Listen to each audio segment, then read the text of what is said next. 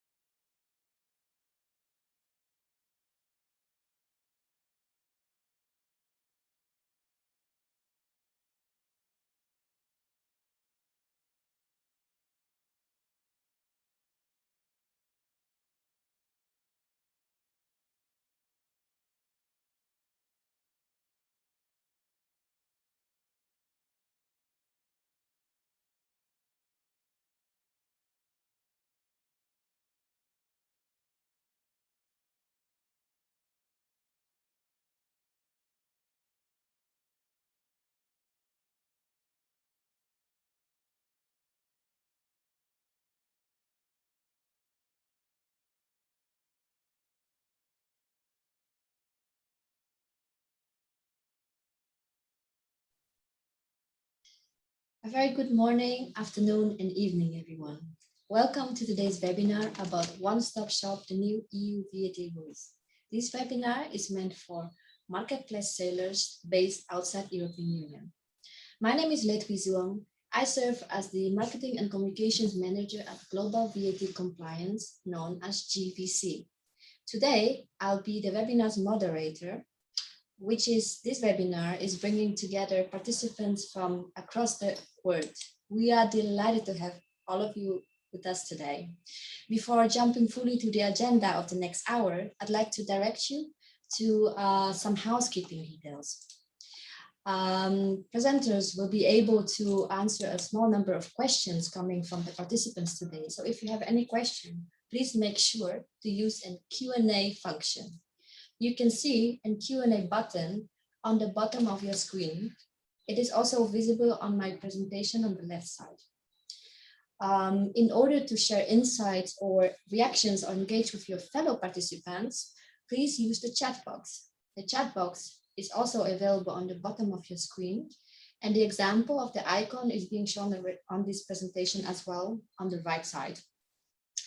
The presenters cannot see your faces today, but they need to know that you are there, and they really welcome your comments and questions. So please make sure that you engage with us. Please note that unanswered questions are not unappreciated questions by any means. Here at VCC, we really welcome any questions and working very hard to find different avenues to help answering burning questions in your mind. So if not today, then anytime in the future, we will answer them.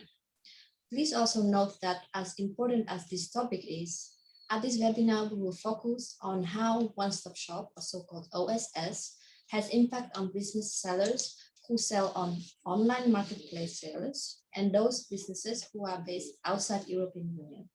If you are a different type of a seller, please join another webinar that will happen in 1 hour time. You can register for it on one of the invitations that was sent to you. Joining us today is Paul Bakker, the Managing Director at GVC.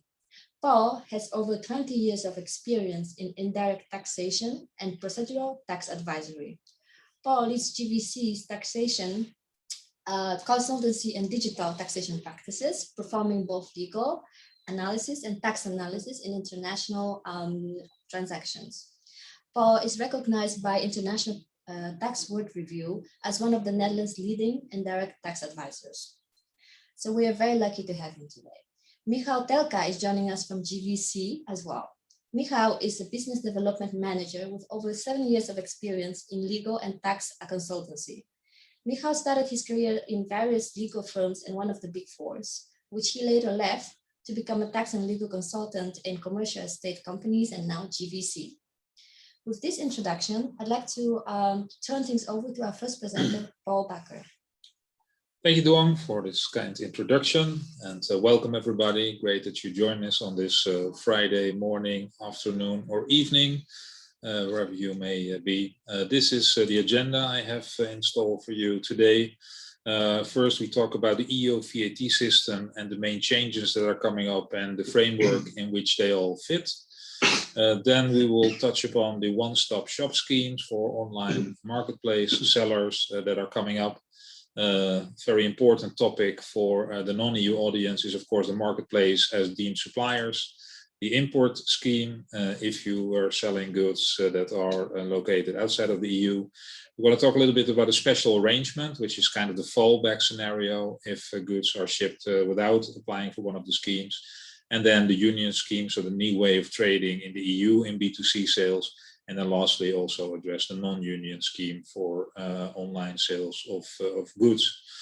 Then I think that's a very interesting part for all of you marketplace seller, the impact on Amazon seller. So what will happen? And do you still need your VAT registration in the EU after the new rules come into force? And we'll end with some recommendations and some uncertainties and risks that you may deal with, and where GVC may have a solution for. And then we'll end with a Q&A. So feel free to ask your questions via the Q&A and to ask, and we will address the questions at the end. So we'll first run through the presentation, then at the end we will discuss all questions you may have. So with that, looking at the Commission's Action VAT plan. So the European Commission has started with a master plan a few years ago to create a more robust single European VAT area. Of course, the internal borders within the European Union have been abolished already many years ago. But yeah, the VAT is still an important driver for red tape for doing sales within the EU, because every single member state has its own VAT rules. Has its own VAT rules and also its own VAT rates. So also VAT rates are looked after. And yeah, the impact of these different VAT rates I will discuss also later in the presentation. VAT fraud is high on the agenda. A lot of money gets lost in fraudulent transactions, and unfortunately, also within e-commerce, fraud is not an unknown phenomenon. And most of the rules that we are discussing today tie into the action to support e-commerce and small and medium enterprises.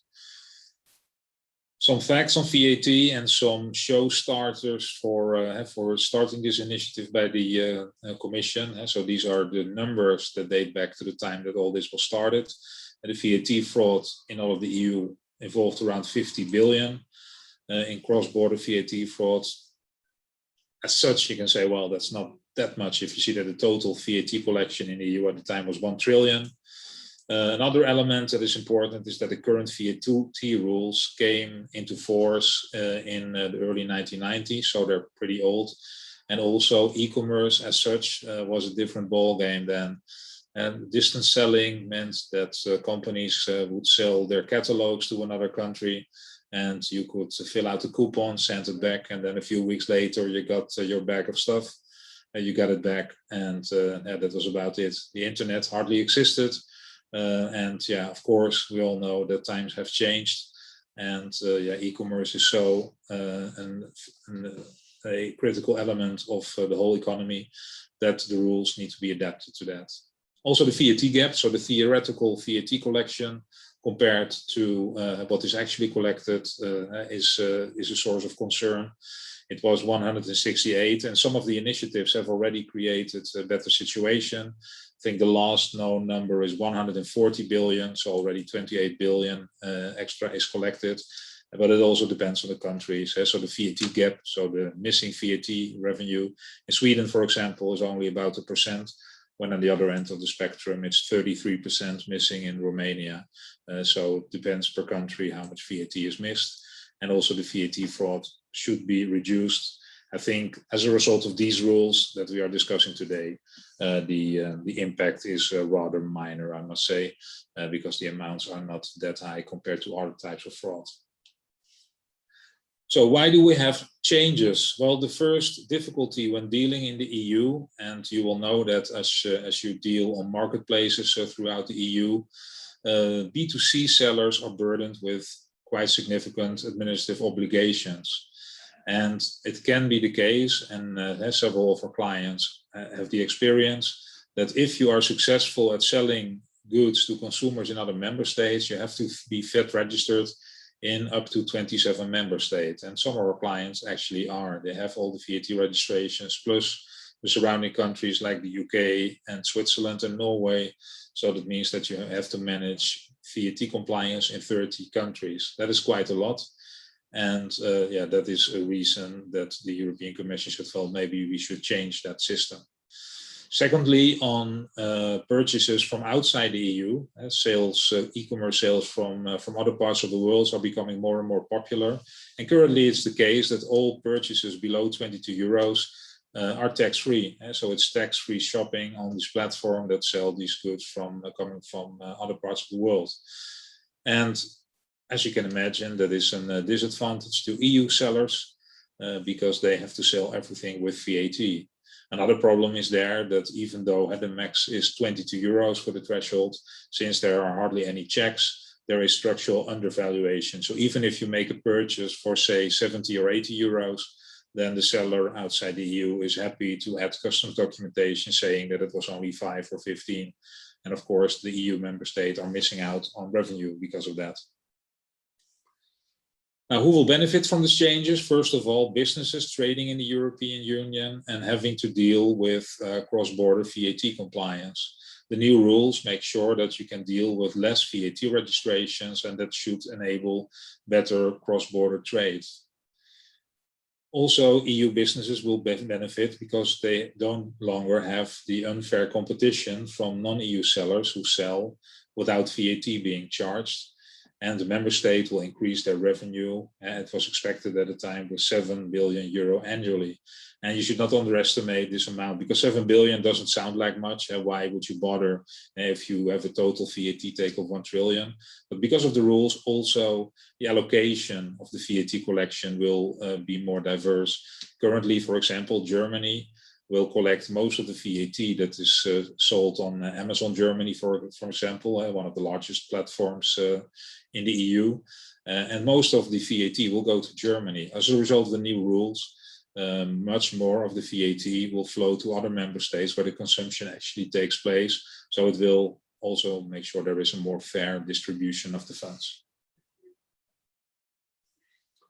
Now, what are the main changes that we will see from 1 July? The first is, of course, also the title of the seminar, the one-stop shop. The one-stop shop system will apply to B2C suppliers of goods and services. And services will have a wider scope than today, and goods will be both goods coming from outside the EU and goods inside of the EU. Currently, every country has a VAT registration threshold of generally 35,000 or 100,000 euros. Going forward, there will be only one threshold of 10,000 euro, which will apply to all countries, so not every country individually. And this exemption of 22 euros will be removed. So that means that all products coming into the EU as an import will be taxed with VAT. There is no way out anymore. So everything is taxed. There's no more tax-free shopping. So how this will be effectuated? By means of expanding the current mini one-stop shop that applies to specific services. It will be extended to a full range one-stop shop that is no longer mini for intra-community distance sales of goods, B2C services, and the imported distance sales. And then next to that, for the goods that are below 150 euros, which is the threshold for customs duties also being due, there is a special arrangement launched for the collection of VAT by the postal and courier operations. We'll get back on that later on. And what I think is the most landmark change for sellers that are based outside of the EU, that is the online marketplace deeming provision. So the fact that the online marketplace going forward will be the deemed seller. And what that means and how that works, I will explain later on as well. So if you look at your situation as a non-EU marketplace seller today, there is a lot you have to keep track on. You have to make sure that you are registered for VAT in each country where you fulfill goods from. So if you sell goods in PAN EU FBA at Amazon, then you need at least 7 VAT registration in all the countries where you store goods. You have to make sure that your goods end up in the EU if you don't purchase them in the EU. So it means that you have an EORI number. Currently, the online marketplace is only serving as your shop front, and they're not involved in the VAT compliance at all, apart from maybe issuing the invoice on your behalf. So it means that for your B2C sales, you have to yourself charge VAT, report the VAT, and remit the VAT, and also engage a service provider to deal with all the VAT. So there's much on your plate. And that is obvious. Now, in order to simplify the situation, we're going to have the one-stop shop. And if you think one-stop shop, that will be a one-stop shop. Well, guess what? This is Europe, so why don't have 3 one-stop shop if you could have had one? And the 3 one-stop shop schemes are listed here next to each other. So the first one is the non-union scheme, which is a continuation of the mini one-stop shop, and it applies only to non-EU sellers of services. Not anymore only digital services, but a wider range of services that will be part of this scheme. So it's only for services and only open to non-EU sellers of those. Then the core of the reform is the union scheme. So the new scheme that will apply as it does today for services provided by EU sellers, but also non-EU sellers have access to this scheme for intra-community distance sales within the EU. So the union scheme applies to goods and services, but for non-EU sellers, they can only use it for goods. So if you sell services into the EU and goods, then you have to enroll for 2 separate union schemes and for the non-union scheme. And then there is one more, another one-stop shop, and that is the import scheme, or the import one-stop shop, popularly known as IOS. IOS is the scheme for goods that are fulfilled from a location outside of the EU and are then sent into the EU. All of these one-stop shop schemes are optional, so you don't have to enroll, but of course it does make your life much easier if you do enroll. For imports, if you don't enroll, there is the special arrangement for postal and courier operations I mentioned in the introduction. So that is the system whereby the postal and courier operator collects the VAT from the buyer. and there the seller has no involvement. And then there is the big green bar on the bottom, also a new introduction into VAT, the marketplace, or the online marketplace, or in the EU legislation referred to as the electronic interface, is the deemed seller. That means that the marketplace is deemed to buy the goods from you and then itself make the B2C sale. So the target audience for this webinar is online marketplace sellers based outside the EU. So if you do nothing else, then of the reforms, what you need to remember is this. All the reforms, the one-stop shop, will not apply to you, and you will deal with the marketplace as deemed seller. So that may be a relief, even though it's a simplification and there's not one stop, but 3 of them. You may not need them at all. So how does this work? Well, if we look at it, it's about an online marketplace acting as deemed supplier in B2C sales. So the OMP, the online marketplace, facilitates the distance sale of goods. Well, first then we look, where are the goods? Are the goods dispatched from a territory, third territory to the EU? So are they outside the EU? Now, if you go to the top, the answer is no. So that means the goods are in the EU. And so that could be your goods that are sold from an Amazon location in the EU. So the next question is, are the goods sold by a supplier established outside the EU? Well, if you are based outside the EU and you sell goods on Amazon in the EU, so the answer is yes, then the OMP is the deemed supplier of the goods. So that means that the goods are sold by the marketplace and you sell them first to the marketplace. I will explain how it works. If the answer is no, so the seller is based in the EU, then the OMP is not the deemed supplier, and then all requirements with respect to the sale and the VAT filings remain with the seller. So this is really a relief for non-EU sellers. If we start again at the start, so the OMP facilitates the sale of goods and the goods are dispatched from a third territory to the EU. The answer is yes. Then the next question is, are those goods of a consignment value of less than 150 euro? And if the answer is yes, then also the OMP is the deemed supplier. So here we didn't ask the question, who is the underlying supplier? It can be EU or non-EU. But if you sell goods that are outside of the EU, for example, they're based in the UK, so you sell goods outside of the UK to a customer in Europe via a marketplace, then the marketplace is the deemed supplier, regardless who is the seller. So that means that you don't have an obligation to charge the VAT at the rate of the consumer. If the goods are over 150, then the OMP is not a deemed supplier. And then the main rule is that the goods have to be imported for the account of the consumer. But take a look at the rules that apply in the country of the consumer, because some countries like France take a broad approach on what is taxed and what is not, and what the obligations are. So you're not completely out of these rules, but in most cases, in case of imports or when you sell via the marketplace, you will have little or no obligations with respect to the B2C sale. So how does this work? Well, at the top, you can see a B2C sale as it is concluded today. And the seller is selling to the EU customer, B2C sale, and the seller currently has the obligations. As of 1 July, the B2C sale to the EU consumer is broken up into a deemed B2B sale to the marketplace or electronic interface, followed by a deemed B2C sale from the marketplace to the EU customer. So that is the deemed scheme. And we will talk about some Amazon specific situation later on in the presentation. So we're going to get into more detail and make it a little bit more visual how it works. Let's talk about the import scheme. I'm not sure if you enter into imports, but the current way of dealing with imports is as follows. Below 22 euros, currently it's all tax-free shopping. Between 22 euros and 150, there's only VAT that is settled with the buyer. And then the last category, over 150, in principle, the VAT is collected from the consumer. Also custom duties, if the product is subject to custom duties, it is collected from the EU consumer. That is how it is today. After 1 July, there are some changes.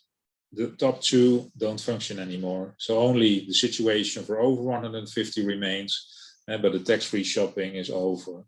Now, how can we deal with this? We assume in this audience that we're talking to marketplace sellers. So if you have, for example, a non-EU seller selling out of the US, selling via marketplace. And the marketplace does not have to be established in the EU, so it can be a US marketplace. If the marketplace is enrolled for iOS, then you will see this picture. So the goods below 150 euros will flow to the online, will flow directly to the consumer. So really from the seller to the buyer, and the seller can enroll for the, or can sell via the marketplace, and the marketplace in this case, as we have seen in the previous example, will act as a deemed seller. So there will be a deemed B2B supply, which is outside of the EU between the non-EU seller and the marketplace, and the marketplace will then make a deemed B2C supply and pay the VAT for the country of the consumer to the tax authority where he's registered, and then the money is paid onward by that tax authority to the relevant EU tax authority where the consumer is residing. So how that works in practice: the VAT is displayed at the checkout, it is collected from the customer, it is then shipped in a consignment that must not exceed 150 euros. So be careful if the customer has 2 items of 100 euro in his basket, checks out, and everything is shipped in one parcel, then the value is 200 euros and these rules do not apply. So there should be an invoice for the customs clearer so the customs can see that you qualify, what the value is. Also, customs must be provided with an iOSS VAT number, and that will give you entry into the EU with an import VAT exemption. And lastly, also the marketplace has to submit a monthly iOSS VAT return. Of course, that is out of your hands, but this way the import would be treated. Of course, also sellers can register themselves, but if you sell via the OMP, then you have to make use of this. If you sell directly, you can also use iOSS, but you have to be aware that as a non-EU seller, you have to appoint an intermediary to take care of this iOSS filing. So direct registration is not possible, except for when you're from Norway and you ship from Norway, then there is sufficient treaty that covers this. So this is how the import scheme will look like. Well, if the seller is not enrolled for iOSS, what we will see then is that the non-EU supplier who is not enrolled for iOSS, so customs will see, well, there's no iOSS number, the value is less than 150 euros, then the special arrangement for postal and courier operators can be applied. So here a US seller to a Finnish consumer, then the Finnish postal organization will go to the consumer and say, hey, we received the package for you. There is still VAT to be paid. So imagine it's a $3 package. Then they have to collect a little over 60 cents from this consumer. So you can imagine that for this kind of situation, the shipping cost will increase significantly and it will be very unattractive. So I get a little bit the impression that sellers are a bit forced to move to iOSS because otherwise the sale, or at least the shipping cost, will be very expensive. So this is something to discuss with your current courier or postal operator. So the union scheme, there is a big change. So this is currently what it looks like. So B2C sales is what we talk about. So it must be a supply to a consumer. In principle, you pay VAT to the seller. So let's take in this example. So we are below the threshold of 35K.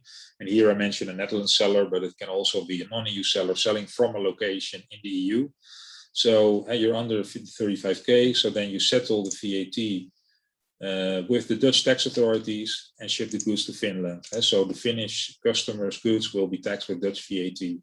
Well, then comes the moment when you exceed the threshold, and this is the current rules again, then as soon as you get over the threshold, then you have to register in Finland. It means that the Dutch tax authorities disappear and you're going to make the payment and the filings with the Finnish tax authorities. And that is what making trade so difficult at the moment. And this is how it works. So this is for a B2C sale of goods. Once you exceed the threshold, you're going to make VAT payment with the Finnish tax authority. Well, here comes the big change. As of 1 July, and we don't have this 35K threshold anymore, there's just 10K. And 10K, I think, in cross-border sales, many sellers will exceed that easily. So let's assume all sales are subject to VAT in Finland. How do we deal with this? Well, the Dutch business can register with the Dutch tax office under the one-stop shop scheme. pay the VAT to the Dutch tax authorities, and then the Dutch tax authorities will let the Finnish tax authorities know, hey, we received this amount for you, and here is the money.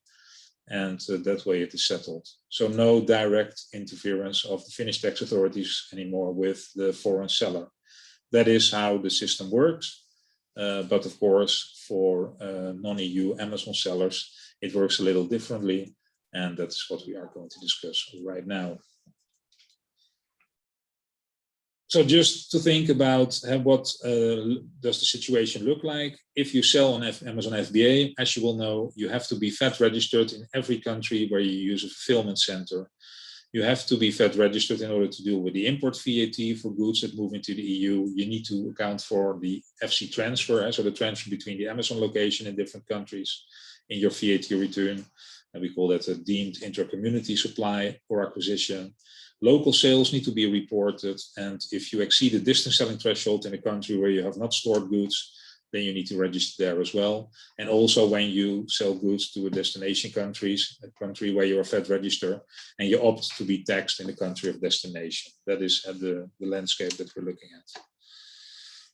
Well, now let's take a US-based seller, and they are using Amazon fulfillment centers in France, Germany, Italy, and Poland. And they exceeded the distance selling threshold in Austria and in Portugal. So based on this, they must be VAT registered in France, Germany, Italy, Poland, and Austria. Austria not on the list, but we need the registration there as well. So there we are.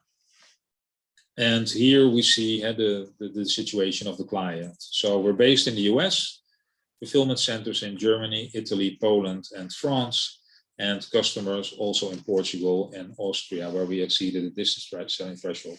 So currently we file in the 4 Amazon countries, we file local VAT returns, and we file in the 2 countries where we have exceeded the distance selling threshold. Now let's see what we are reporting. So first of all, we have to send goods to Germany and France, for example. So the imports, so they will be reflected as imports in our VAT returns in those countries. Going on, local sale in Germany, and the color of the arrow corresponds with the VAT return in which we report this B2C sale. Local sale in Germany, we put in the German VAT return today. Local sale in France, we report in the French VAT return, same with Poland, and the same with Italy. So local sales go to the local VAT return. Now, when we make a sale from Germany to Italy, for example, we report it in the Italian VAT return because we probably filed the option there to tax in the country of destination because we're registered in Italy anyway. And that also applies to Poland, and the other way around, from Poland to France, it goes into the French return. Sales from Italy to Germany, we report in the German VAT return. To Austria, we exceeded the distance selling threshold, which we'll report in the Austrian VAT return, and the same to Portugal. Then next to that, we have to move, of course, goods. If we import into France, then we need to replenish also our warehouse in Poland. That is reported as deemed intercommunity supplies in these countries as well, as we do with FC transfers to Italy. And then lastly, we may deal with B2B supplies that are taxed just currently as intercommunity supplies in other countries, or local sales as it can be. And that means that we also have to report those in the VAT returns of the countries where we're selling from. That is the current obligation. If you recognize this, then you're doing it right at the moment. Now we move to the new situation. As you can see, we can strike out a few VAT returns there. We still need VAT returns in all of the countries that we are storing goods. But the countries where we had the registration because of exceeding the distance selling threshold, those we can leave out because we don't have obligations in these countries anymore. And there is a new filing that will take over most of our work, and that's the Amazon Union OSS. Well, the interesting of the Union OSS for a marketplace, when you are the deemed seller, that you can not only include cross-border sales, the OSS is meant for cross-border sales in the EU, but the marketplace can also report local sales in that, so local sales of goods within the EU. So what does it look now? Well, we still have, of course, the imports coming from the US to the warehouses, but then when we start making B2C sales, we see a different color popping up, and that is the Amazon OSS green. So whether we sell it in Germany, in France, or to Poland, or from whichever way, it is all handled the B2C sale by Amazon. So only thing we need to do is report a zero-rated local supply in Germany, in Italy, in Poland, in France, and that is all we do. We report a deemed B2B sale taxable at 0%. What do we still need to do? Well, B2B sales, we still need to report, and also the transfer between the warehouses that we deal in our own VAT return. But all the B2C sales will be handled by Amazon. That is what the situation is after 1 July. Additional returns add to the B2B sales, like the European sales listing, Intrastat, may still occur. But you can see that from a B2C perspective, Amazon takes a lot of weight out of your hands. So this is a roundup of the changes that will occur before 1 July. VAT registration in all fulfillment countries, that won't change. VAT registrations in all the countries where you exceeded the distance selling threshold or filed the option, that will disappear completely. We have the variation of distance selling thresholds for per countries. That will move away as well. We will only have the 10K threshold that will apply to all of the EU countries. VAT reporting in the country of destination, not anymore. It will be handled all by the OMP, and local sales in local B2C sales were reported in the local VAT return, and the exception for OMPs is that they will also include OMP. The OMP will include local sales into their one-stop shop return. So that is the exception to the rule that the OMP applies to cross-border only. B2B transactions are not covered. It's only a B2C game, and also the transfers, which is kind of B2B, is still treated in the same way. But you can see that here there's a lot of change for your type of business. So what does it mean? The marketplace in most cases will remit VAT and will sales in the country of consumption. But be aware, and they will do it based on your pricing. So your products may, in most cases, be subject to the VAT in the fulfillment country. Be aware that cross-border sales will be taxed with 17% for Luxembourg, up to 27% for Hungary, and also reduced rates may apply. So all your B2C sales will be deemed sales for the marketplace, and you will be deemed to making B2B sales to the marketplace. And so it's not that you don't have to report anything, but you really have to report something. But there's no VAT on it anymore. And the only regular B2B sales, they will remain as today. Also, the transfer between the warehouses are subject to the intercommunity rules. But be aware, if you also sell outside of marketplaces, then other rules may apply to you as well. So be aware that that can happen. So you're only taken from the B2C requirements if you only sell on a marketplace. If you have direct sales as well, then you may stay on for the webinar we hold later. And with that, I hand over to Michal. Yes, so welcome. Thank you very much, Paul, and welcome everybody once again from my side. With respect to how you can get prepared for your business and for your current business model for the new changes. So the quick OSS checklist from our side, getting ready on your end. Yeah, which boxes to tick, and if you are not sure, then a couple of minutes of introduction into this. First of all, fully understand your supply chain, how the OSS changes will impact you. Yeah, so it would be advisable for you to get, let's say, nail down the details with respect to your providers, with respect to your supply chain, your postal or courier operators, to see how exactly your goods flow at the moment. Yeah, you might know it very well, but we know today, especially in today's fast-moving world of logistics and e-commerce, that this is something which not always is so obvious, and there are no two businesses alike each other. So you need to analyze your very case, determine in which more countries you would require the ongoing VAT obligation or treatment in the future. So maybe you are already on the verge of deciding which countries you would be handling after the 1st of July. Maybe you are still not decided for this, but this is really a right moment to do so. Because with the changes, you may think about, like, we are still a couple of weeks before the changes come into place, actually a couple of days, maybe even. And then you can still think about something which you can think as an add-on to your business. Third to this, determine which versions of the OSS will be required for you. So we might say, well, if this was the case of the EU sellers, then the scenarios might be different, might be more limited. But if we are hosting a webinar for the non-EU sellers, then those options would be really a lot. So with respect to what Paul have just said, please make sure that you understand and that you have a full understanding of all the scenarios which may apply. Which rates of VAT should apply to your sales in each member state? Yeah, so of course, that's all a kind of taken out of your, in a sense, out of your head when you are an EU, let's say, sorry, non-EU marketplace seller. But again, still, you need to be aware of all those things, not to make any surprises going forward. Make sure you are all meeting all deadlines, because what is the worst case scenario that could happen in the next couple of days or weeks or even months is that you are caught by the tax authorities or by your suppliers, like in the middle of something and behind the actions that you need to have taken before. So make sure that after you have analyzed things, after you have made the right idea for you and for your business, to either contact us to help you with this, or just don't change anything within the same line of business that you have been doing before.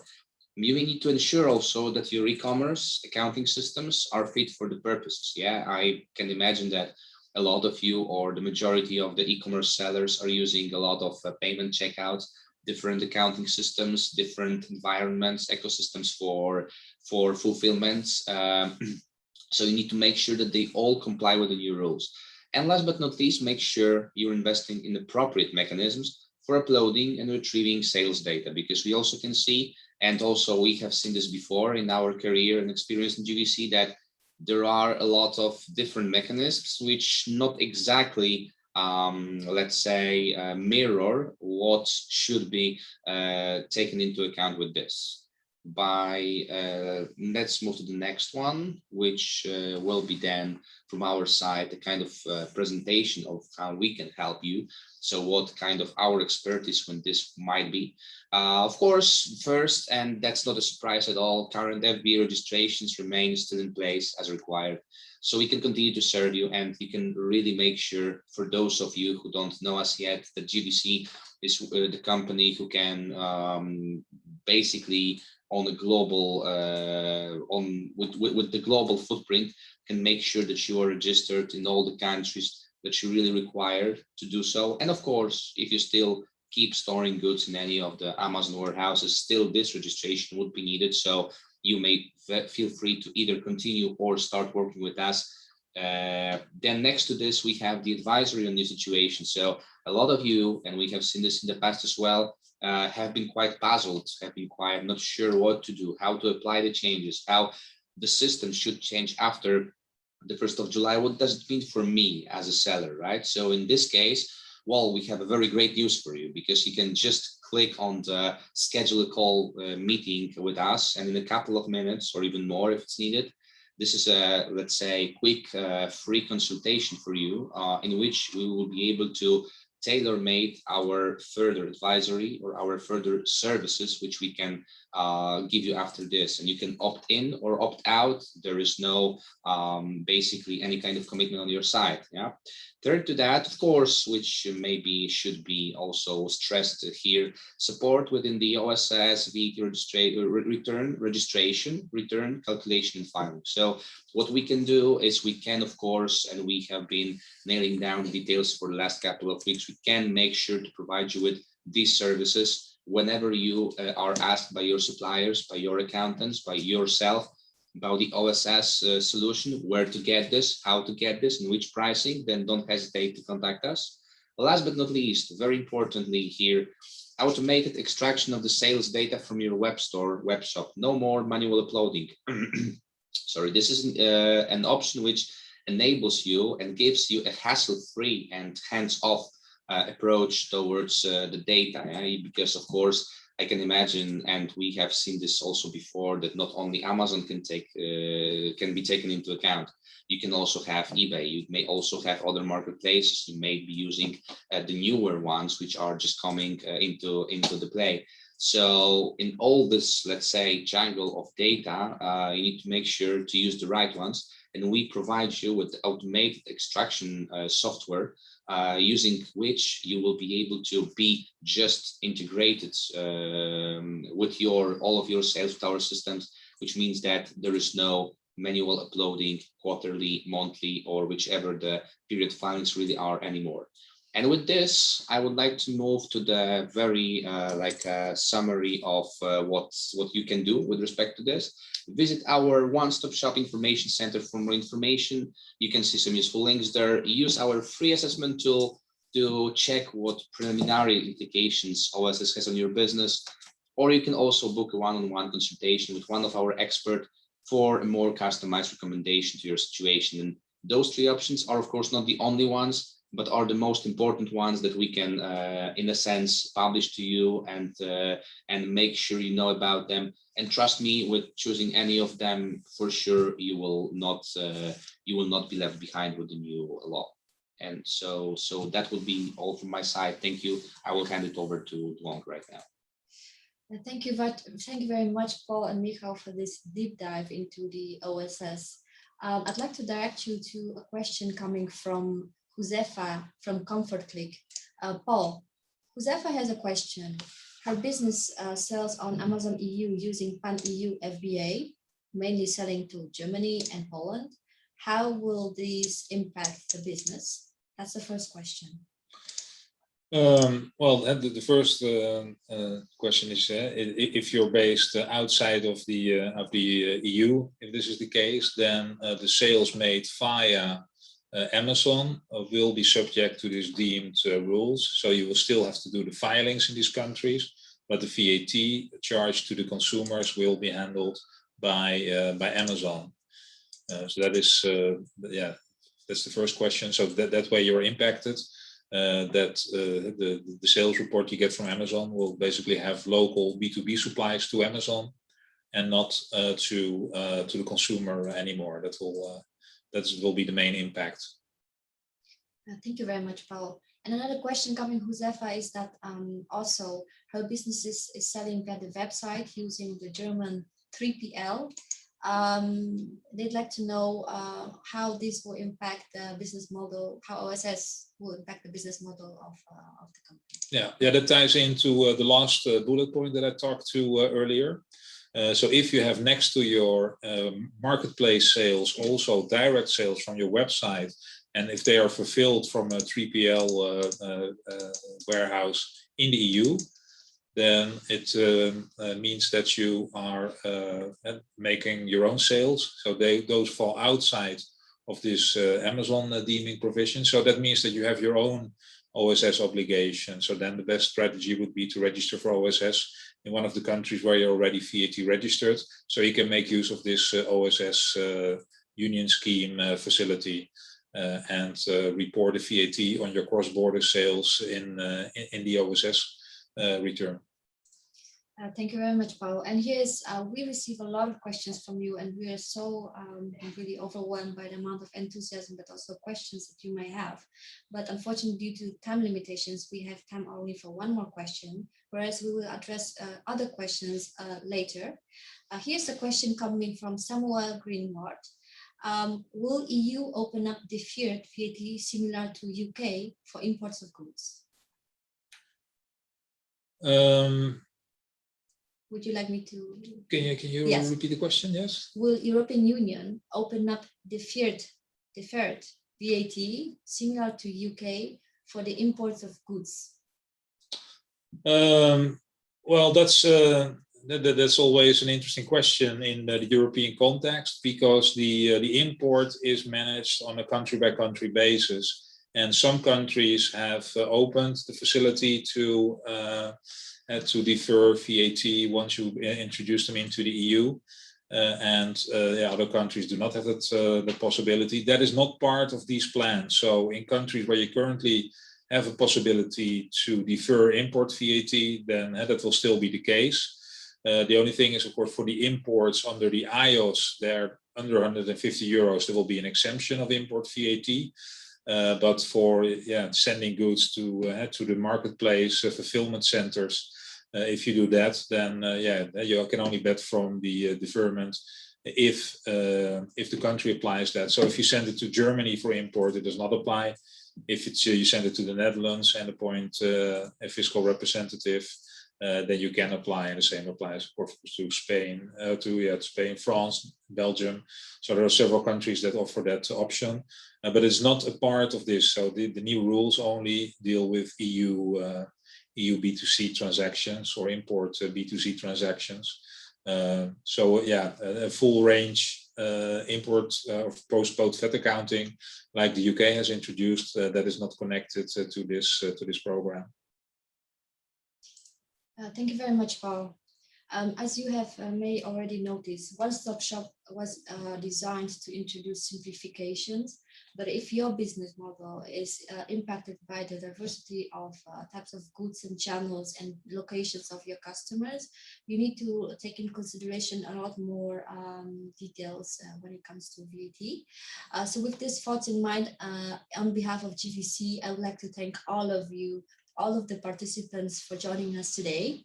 We will let you know in the upcoming days how you can access this recording and the material that came with us. If you'd like to access more information about One Stop Shop scheme, please visit our website at globalvat.com. For now, we wish you all the best, and we very much hope that you will join us in other GVC activities in the future. Thank you very much for joining us today.